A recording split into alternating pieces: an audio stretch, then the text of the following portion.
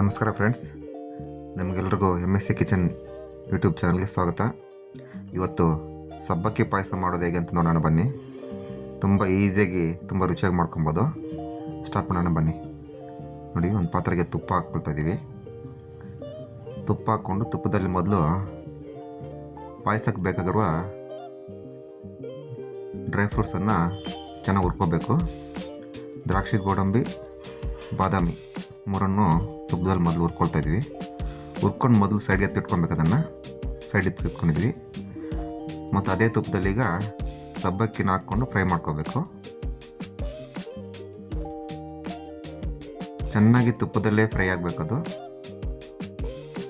Fry ಆಗ್ತಾ ಚೆನ್ನಾಗಿ ಅದರಲ್ಲೇ ಸ್ವಲ್ಪ ಬೇಯ್ತದೆ. ಫ್ರೈ ಆಗಿದೆ.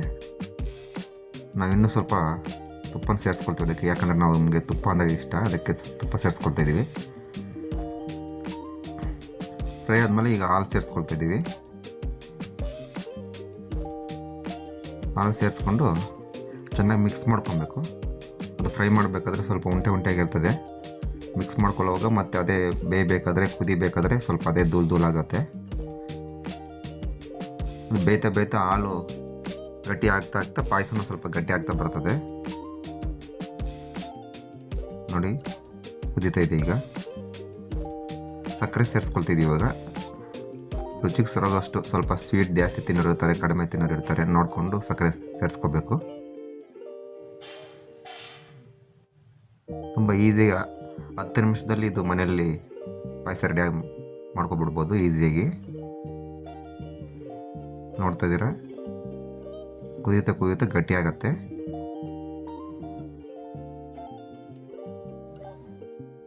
ಈಗ ಕೊನೆಯಲ್ಲಿ ಡ್ರೈ ಫ್ರೂಟ್ಸ್ ಸೇರಿಸ್ಕೊಳ್ಸಿದ್ದೀವಿ. ಗಟ್ಟಿ ಆಗ್ತಾ ಬಂದಿದೆ ಪಾಯಸ.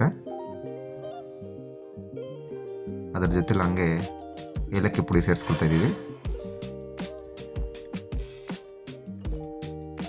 ನೋಡಿ, ಈಗ ಪಾಯಸ ರೆಡಿಯಾಗಿದೆ.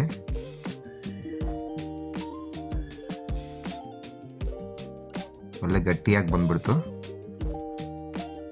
ಈಗ ಪಾಯಸ ರೆಡಿಯಾಗಿದೆ. ತುಂಬ ಚೆನ್ನಾಗಿ ಬಂದಿದೆ ನೋಡಿ. ಈಗ ತುಂಬ ಗಟ್ಟಿಯಾಗಿ, ಅಷ್ಟು ನೀರು ಇಲ್ಲದೆ, ಅಷ್ಟು ಗಟ್ಟಿ ಇಲ್ಲದೆ ತುಂಬ ಚೆನ್ನಾಗಿ ಬಂದಿದೆ. ಈಗ ನೋಡಿ, ಸ್ಕ್ರೀನ್ ಮೇಲೆ ಕಾಣಿಸಿದೆ ಎಷ್ಟು ಚೆನ್ನಾಗಿದೆ ಅಂತ. ಅಷ್ಟು ರುಚಿಯಾಗಿರುತ್ತೆ. ನೀವು ಮನೇಲಿ ಟ್ರೈ ಮಾಡಿ. ಎಲ್ಲರೂ ಚಾನಲ್ನ ಸಬ್ಸ್ಕ್ರೈಬ್ ಮಾಡ್ಕೊಂಡು ಸಪೋರ್ಟ್ ಮಾಡಿ. ಧನ್ಯವಾದಗಳು ಫ್ರೆಂಡ್ಸ್.